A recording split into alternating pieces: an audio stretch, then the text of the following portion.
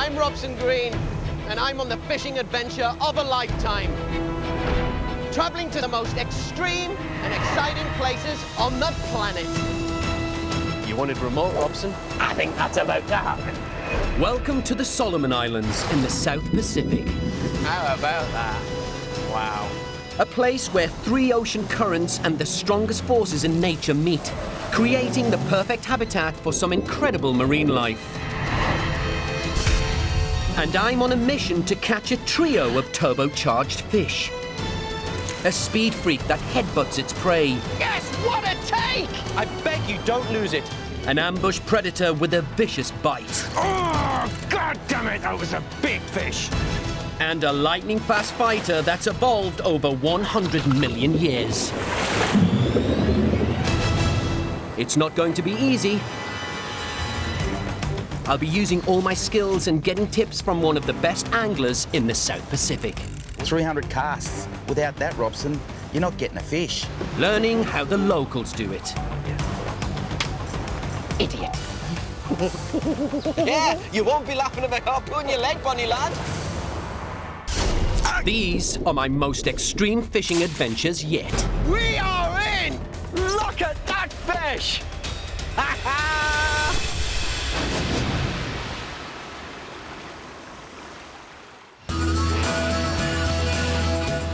I'm traveling over 14,000 kilometers to the Solomons, an archipelago consisting of 992 islands. That's a lot of coastline, surrounded by vast amounts of crystal clear water, which can only mean one thing: lots and lots of fish. The Solomons lie east of Papua New Guinea and 2,000 kilometers from Australia. On arriving in the capital Honiara, I'll be traveling by plane and then boat to Lola Island. This place is on nature's front line, part of the volcanic ring of fire that encircles the Pacific Ocean.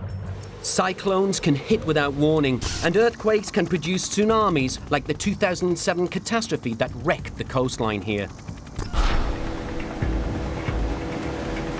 It may be a volatile and remote place, but there's a good reason I've made the 36-hour journey to get here.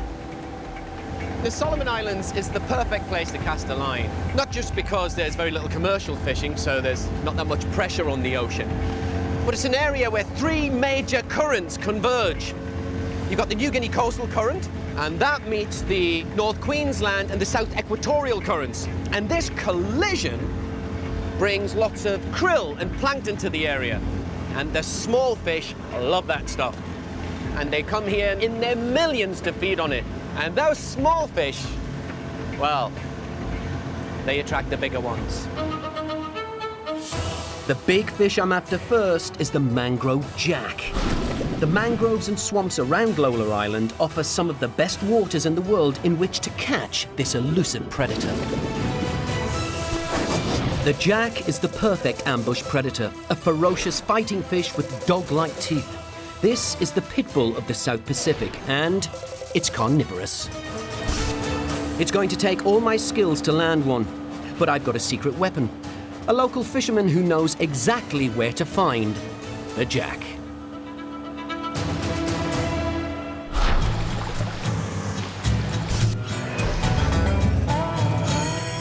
Right. Off to meet my guide for the day. His name's Tasa.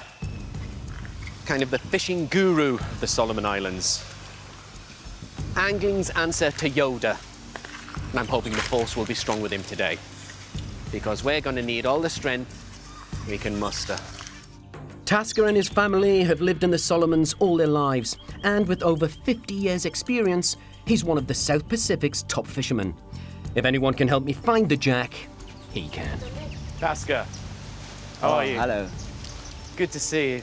Pleased to meet you. Robson Green. Joseph Tasa. Yeah, conditions are looking pretty good, eh? Oh, yeah. Good. The structure, this here, Yeah. is this left over from World War II? Yeah, the American just built it just for the Russians. Oh, this was the US Forces ration store. Yeah. One of the longest and bloodiest conflicts happened here, didn't it? Yes. Yeah. And I know there's landing craft dotted around, and there's And guns the on the island, yeah. In 1942, the Solomon Islands witnessed one of the bloodiest battles of World War II. And there are still some reminders of that conflict all along the coastline. And now I'm about to take on a battle of my own against the mangrove jack. So if we don't catch today, Tasa, we're going to look pretty silly. Oh, yes. Let me know. I'm relying on you.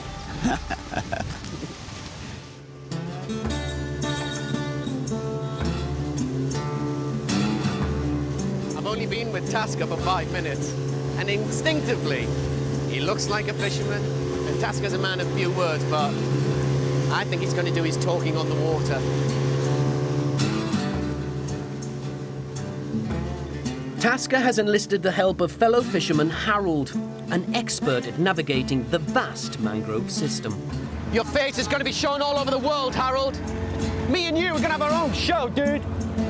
Harold's taking us to Zaita Mangrove Swamp, the perfect place for me to catch the jack.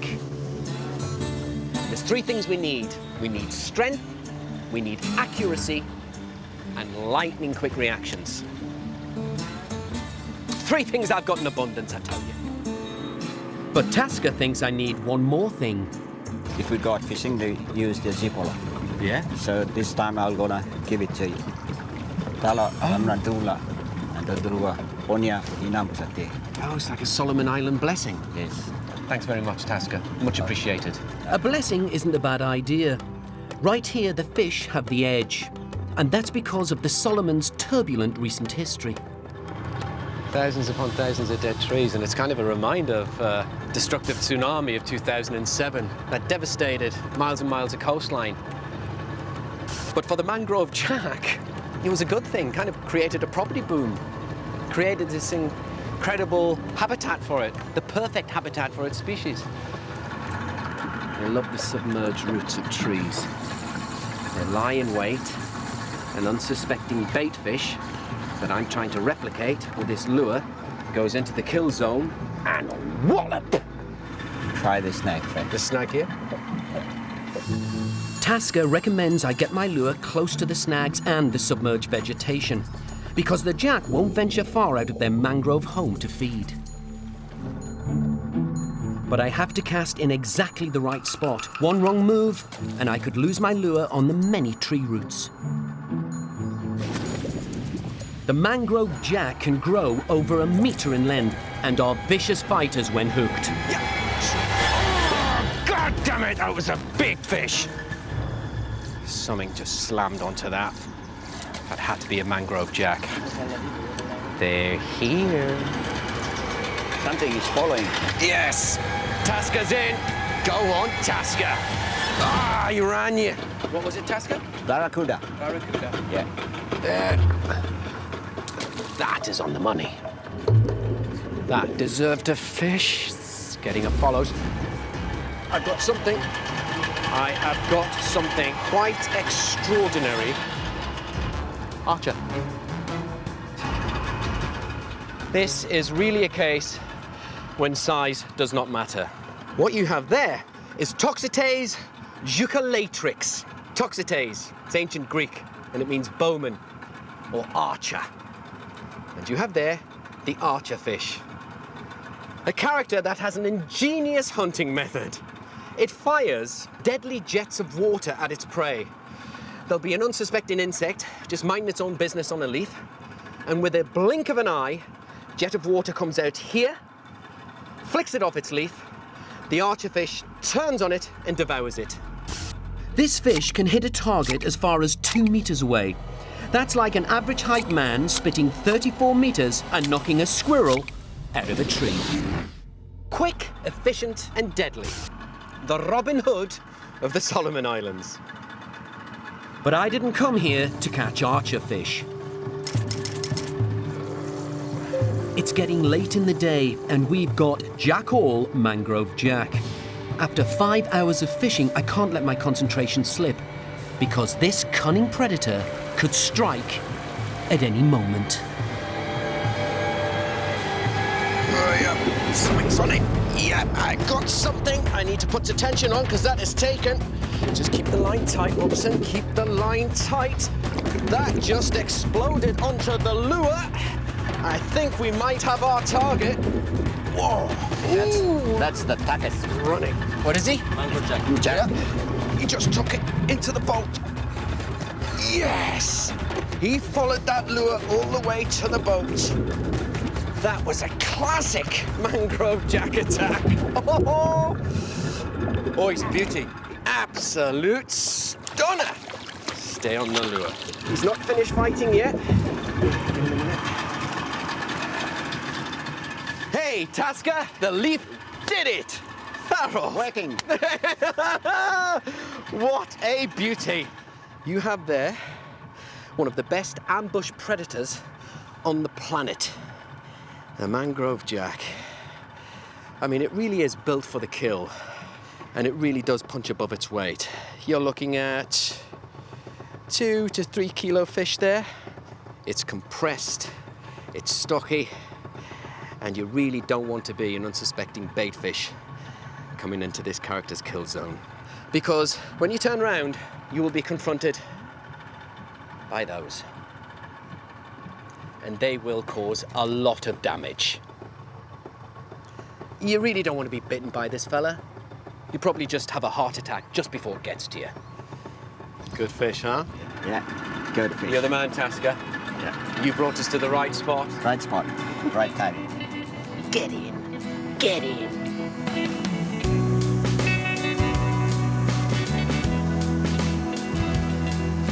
Now we're off to catch something for our dinner. An ambush predator lurking in the shallows that's possibly even more aggressive than the mangrove jack, and known in these parts as the thumb splitter. I'm in the Solomon Islands in the South Pacific, where I'm after some of the most elusive and aggressive fish on the planet. Oh, God damn it, that was a big fish. So far, I've hooked an archer fish, the Robin Hood of the sea. Quick, efficient, and deadly. And managed to snag the sharp-toothed Sheriff of Nottingham, otherwise known as the mangrove jack. What a beauty!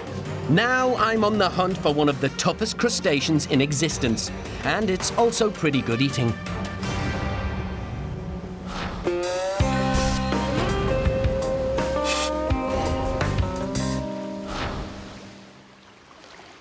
You know, in the Solomon Islands, you don't have to go deep sea fishing just to get your dinner. Right in the doorstep here, you've got oysters, you've got urchins, and the shrimp. But not any old shrimp. Lurking in the shallows there is the mantis shrimp. The mantis shrimp is one of nature's knife men. Its claws are so sharp, it's known as the thumb splitter to local fishermen. To catch it, I'm making a rod the local way, using mackerel as bait. It also has the fastest punch in the world, equivalent to a .22 caliber bullet being fired out of the barrel of a gun. Oh, and it's fantastic topping for sushi. There we go. I'm gonna get myself a mantis shrimp. The mantis shrimp has some of the most advanced eyes in the animal kingdom. Each eye has trinocular capabilities, giving it the superpower of hexnocular vision, allowing it nearly a 360-degree view. Yeah, manty. And the mantis shrimp, they bury themselves in holes in the sand and just lie in wait. I'm hoping it'll be tempted to reach for my bait with its claws, and by doing so, snag itself on the hook. Tasa's on the hunt too. So what I'm looking for is a hole in the sand about an inch in diameter, and that's where they lie in wait, ready to pounce.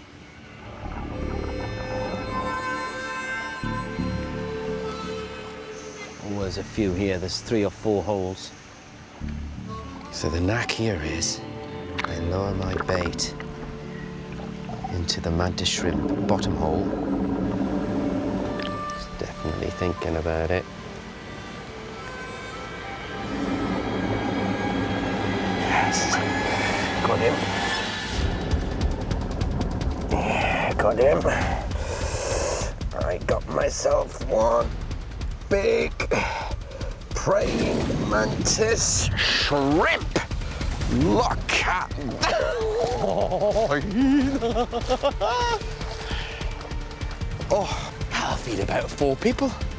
This shrimp has claws like a scalpel, and one wrong move could result in your fingers being sliced to the bone. Okay, there are many reasons why this is such a complex and deadly predator. At the fore end there's the claws, similar to a praying mantis, that give this character its name. The trinocular eyes. Its eyes work independently from each other, allowing the mantis shrimp to look in different directions and still perceive depth. And when it grabs its prey with the claws, it also clamps onto it with these spikes in the tail area here. You really wouldn't want to meet this character in a dark alley. But best of all, they're tasty, tasty, very, very tasty. They're very tasty.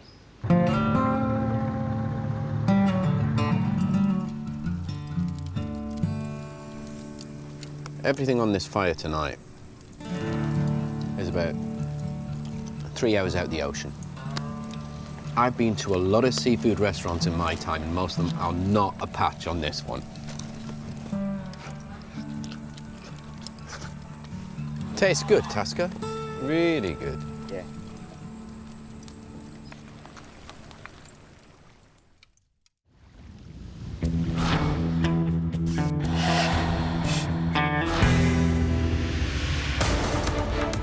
To catch my next target, I'm travelling to the outer reaches of the Solomon Archipelago, to the remote island of Papatura.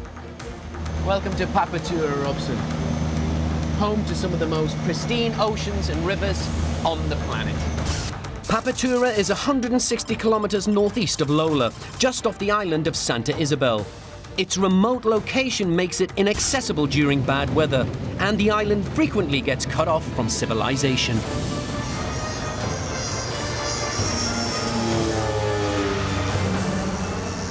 Well, won't see that again for 3 days. You wanted remote, Robson? You've got it. I'm here to meet Bobby, a fish-crazed Australian expat who moved here 6 months ago because he heard Papatura was a fishing mecca. Robson, hello! Hey, Bobby! What on earth has he got on? Bobby's been researching and charting these waters, and this knowledge will be invaluable because I'm after one of the toughest fish on the planet, the giant Trevally. Bobby, how are you? Fantastic. Good to see you, mate. Heard a lot about you. I feel underdressed. I'm loving the outfit. Oh, mate, we'll get you one in very shortly. Yeah. It's got a lava in this part of the world. Don't look up, it's landed, look. The giant Trevally is an apex predator whose key line of attack is to headbutt its prey. This fish can grow up to a staggering 80 kilograms and swim up to an estimated 40 kilometers an hour. With over 20 years of experience, Bobby is an expert giant Trevally fisherman, and he knows exactly where to find them. Big GTs love the surf zone. Yeah. All in the white water. So we've got to find that surf zone in the white water, and we've got to throw some serious poppers around. 300 casts. Without that, Robson, you're not getting a fish. GTs use the reef surf zone as camouflage so they can ambush their prey. And to catch one, Bobby and I need to choose our weapons. The fishing banter has started already. A garfish is the big, long tom, which is a zigreal. You just said it was a long tom, though. No, they call it long tom here. That's a zigreal. You can't start using Latin names, mate. You've been... Something tells me Bobby and I are going to get along. Sailfish? Oh, this is your forest platypteris. GT fishing is a test of endurance and power due to the constant action of popping a lure across the surface of the water. The GT sees the lure splashing and gives chase, thinking it's lunch. The bigger the lure, the bigger the splash. The bigger the fish. That's the reason I'm using that.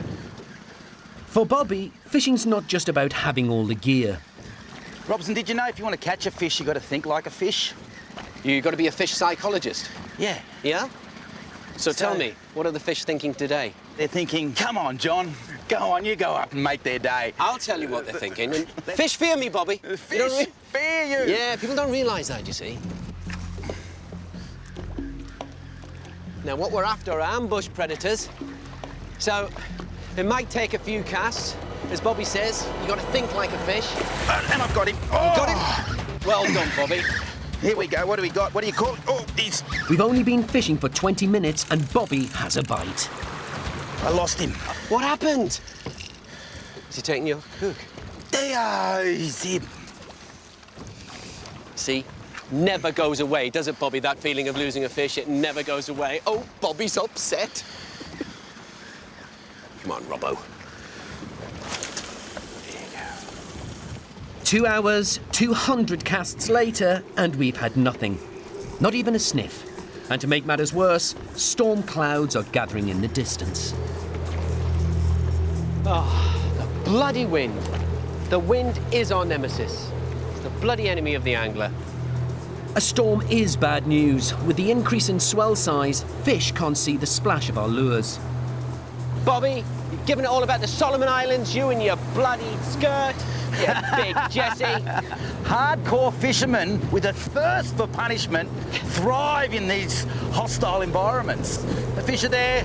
I know the fish are there, it's a bloody sea. Another 500 casts, Robson, go! Okay, You're mate. wasting time.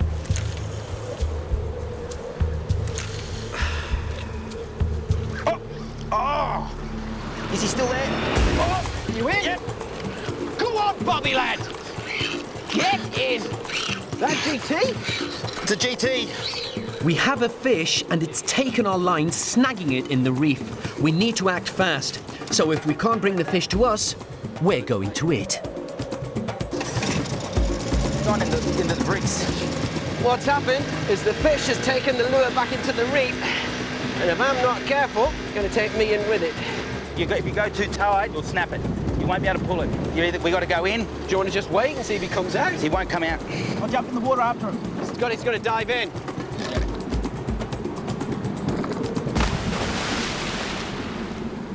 Excellent. Another classic on the fishing adventure with Robson Green. Bobby is a man on a mission, desperate to retrieve his lure. That's the problem with GT fishing. You don't get it out of its reef, it'll go back in. But so determined is Bobby, he's dived in after it. Leaving the boat isn't best timed, as the storm winds are building and the current has taken Bobby. Where's he gone? We need to head into sheltered waters, but first, I need to find Bobby. Can't see him. Bobby! Can't see him. My fishing obsession has taken me to the remote Solomon Islands, where I've been catching some of the most aggressive sea life in the world. You have there one of the best ambush predators on the planet. Look at But my next target makes the Mantis shrimp and the Mangrove jack look soft. And I've had to go even more remote to get it. Welcome to Papatua, Robson. Now I'm fishing the reefs with Bobby the Aussie, where we're testing our skill and endurance against the power and speed of the giant Trevally. But with a storm front nearly on us, Bobby's gone under in search of his lure and the fish that took it. And I've no idea which way the current has dragged him. Oh, come on! Bloody hell, where are you? Just when I'm getting seriously worried, You left me alone on this boat! Do not do that again! we've lost the fish and the lure.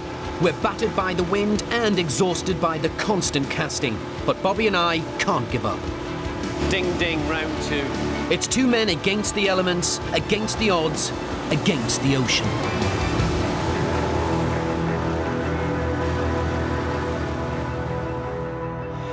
And as you can see, it's very bumpy and kind of uncomfortable.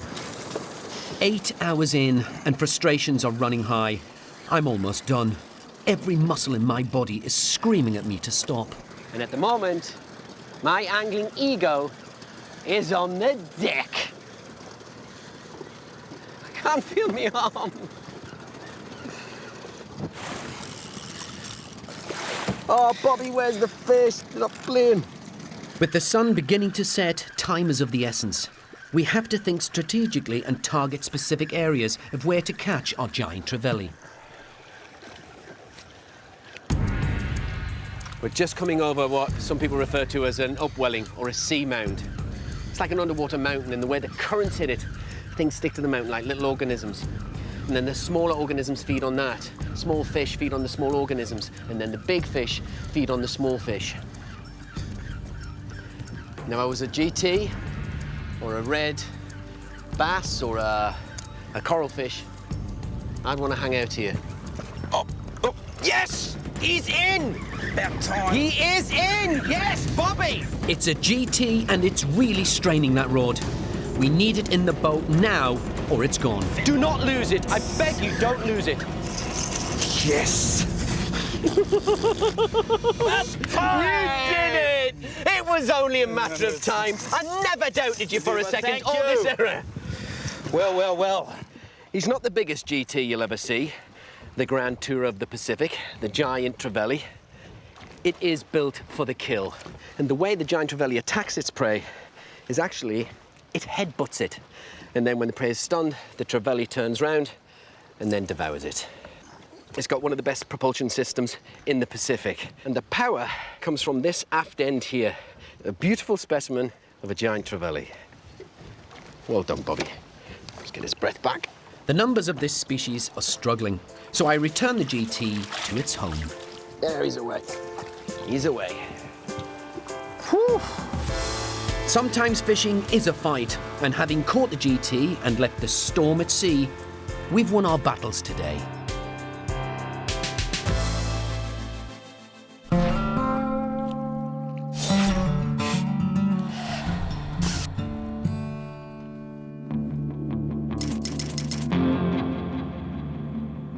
It's my final day on Papatura, and I'm determined to see what the deeper waters have to offer.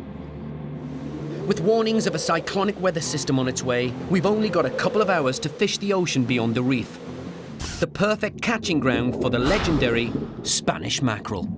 Spanish mackerel are razor-toothed torpedoes, sometimes called smokers, due to the speed the line zips out of the reel and smokes after they hit on the bait. You ready? I'm ready to go with Are you sure you're ready? Let's do it! Come on then. Let's go. Willie, our driver, makes sure our lines stay untangled as we trawl, Come on, let's wish these fish on. and keeps an eye on the rapidly worsening weather, while we keep our sensors poised for the telltale signs of fish. Now, we always look for natural indicators to show us where the fish are, be it birds in the sky looking down on a shoal feeding on bait fish, but also the sound of the engine makes them curious, brings them to the surface, they see what the boat is, and then they see behind our lures. You see them? Great sign, everybody, great sign. Got a lot of birds feeding. And we're just gonna troll through that feeding area. And how I can tell there's been feeding in this area, not only are there birds around, you can see small oil slicks on the water, and you can actually smell the oil in the air. When Spanish mackerel attack prey, they are ferocious, and up ahead we can see some commotion. So the mackerel are around here. We just need them to go for one of our lures before the weather closes in. Yes, what a take!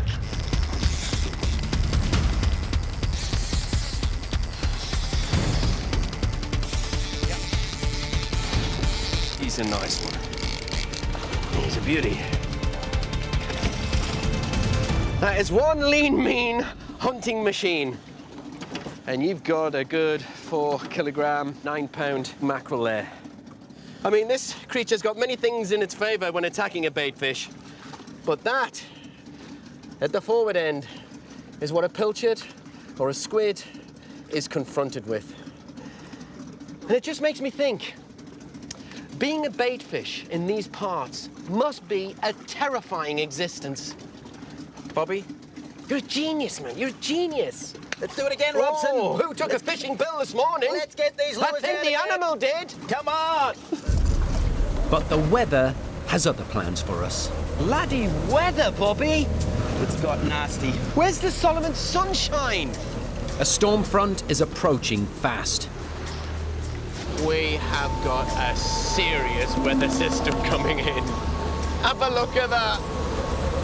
With the threat of a cyclone drawing nearer, we're forced back to shore. In conditions like these, it's too dangerous to be on the water. So I'm heading inland, in search of the Solomon Islands' greatest prize.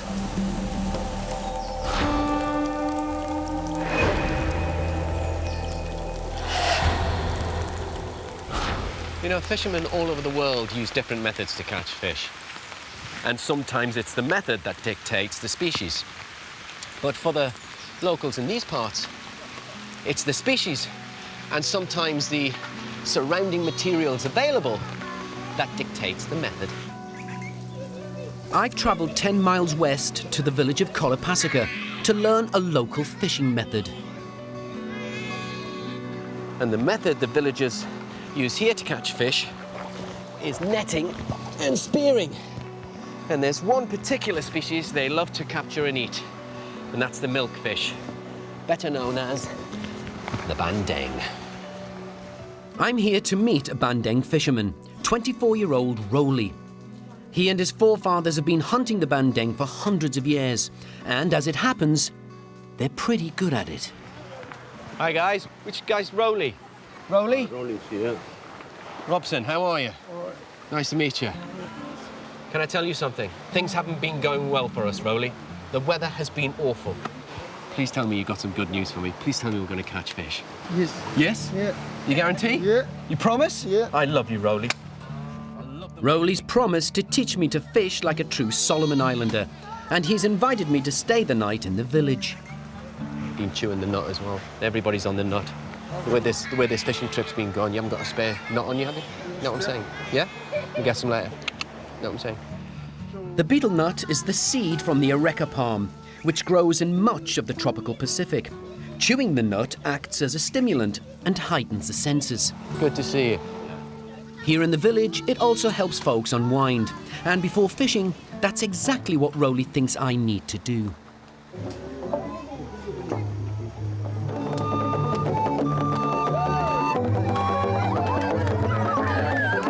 The chewing of the betel nut is mixed with ground coral and lime leaf.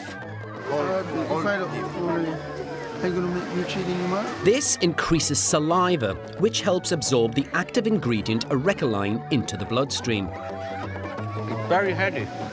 And then we use the betel nut for after dinner. I bet you do. It's like a quadruple espresso.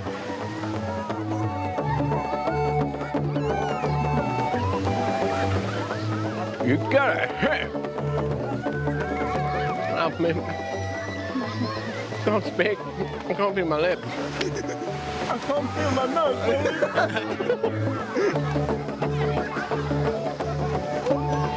I love you, Rowley. I love you.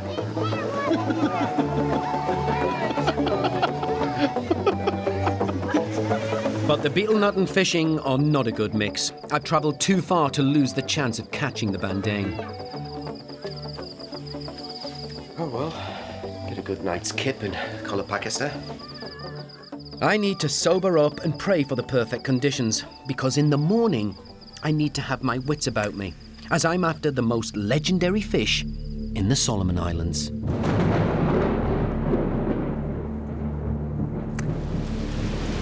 Would you believe it? Just when you thought it couldn't get any worse. With the wind comes the rain. I got 24 hours left. Oh my goodness. Hey, Tasa, the leaf did it! Harold! My Solomon Islands fishing mission has been an angling adventure like no other. You did it! And I've been tested to my limits. Can't feel me arm. I travelled to the remote village of Colapasica to meet the island people and learn their ways. I love you, Rowley. And to catch a species that has been around for over 100 million years.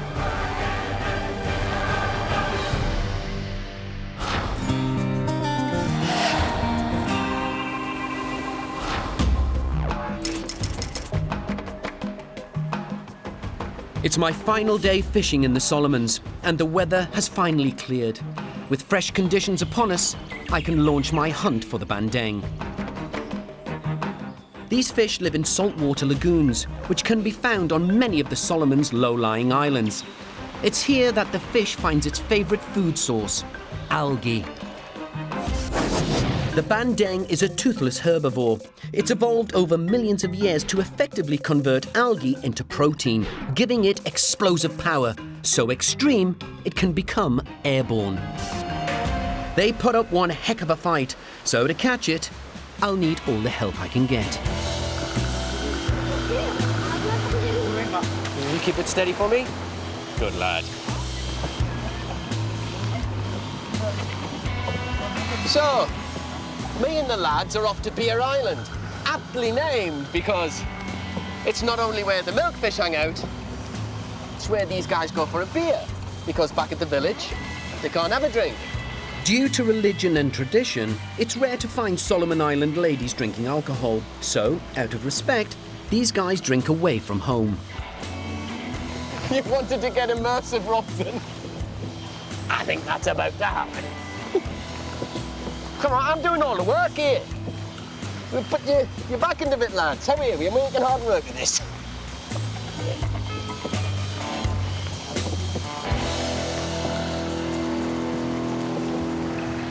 Tell you what, some of these old boys would be claiming their pension back home. They've just put me to shame on that boat. Being a plankton feeder, the bandang won't be interested in any replica bait or fish lure, so I'm going to catch it the local way. So we're using a net, and I take it this thing. Yeah? An actor with a harpoon. What could possibly go wrong? While the lads prepare the nets, Rowley's taking me over to the lagoon where the bandang live. What happens on the high tide? There's a run-in to the islands for all the fish going there to feed on the algae. And then obviously when the tide drops, they're stuck. And that's the time we go and catch them. These lagoons are created after a high tide retreats and leaves a pool of trapped water. It's here the bandang gorge themselves on algae and can grow more than 1.5 meters in length. Wow, that is a kind of paradise for milkfish. We're gonna jump in the water and then we drop in the net. And then we just stay inside. So you're going to put a net in, like a gill net. Yeah. We're all going to go behind the net and corral the fish towards the net. Yes. And as the fish are trapped, you've allowed me the pleasure, the honour and the privilege to harpoon one. Yeah, you won't be laughing if I harpoon your leg, Bonnie lad. Yeah. As a spear isn't my fishing tool of choice, I'm going to need some practice. Well, you know what they say, practice makes perfect. This coconut represents a milkfish. So we're corralled the fish towards the net. The fish sense they're trapped. I'm giving the signal and I fire. Idiot! I'm only 5 feet away and I miss. Oh my goodness. Pressure. Just relax, Robson. There we go. There we go. Look at that. And a milkfish is on me. Well done, Robson. You've hit a coconut. Now for the real thing.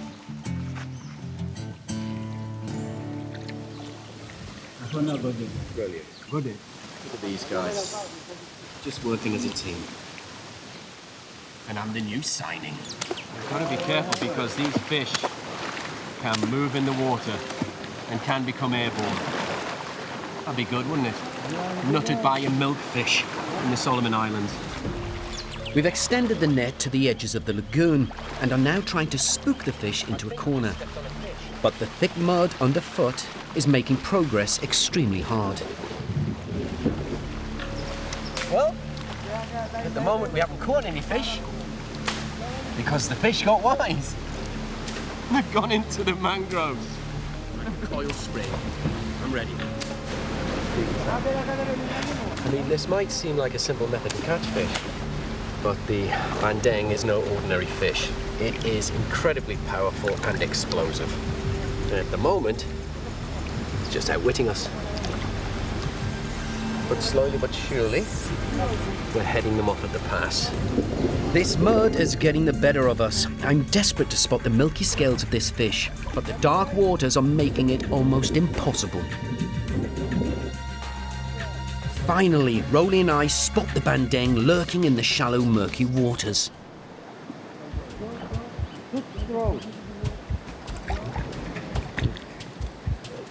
I have to be quick. I can't put a foot wrong. These fish are as fast as lightning.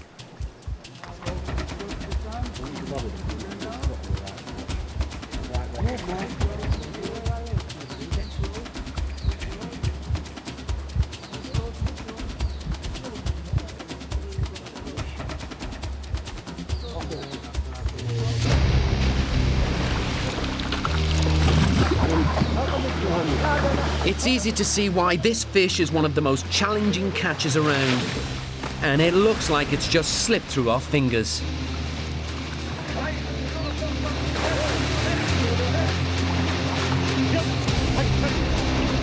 But it hasn't slipped through the net.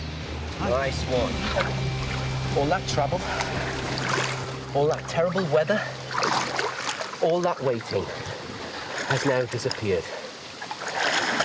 Because this is why I came to the Solomon Islands. You have there the milkfish. In some parts of the world they call it bangos, but in these parts they call it the bandang. And it's a huge herring, it's an ox-eye herring. And it is, pound for pound, one of the best fighting fish in the ocean. It is a short mouth, toothless herbivore that has a certain penchant, a certain taste for algae. And this fish converts that algae into rocket fuel, because this creature here is an underwater missile. Explosive, challenging, and extreme. You beauty. 4 kilos of bandang. That'll feed the lot of us. We'll have that with a beer, eh? Excellent stuff. Back in the village, the women prepare the bandang for dinner, which gives me time to embellish the truth. I caught the milkfish. Yeah.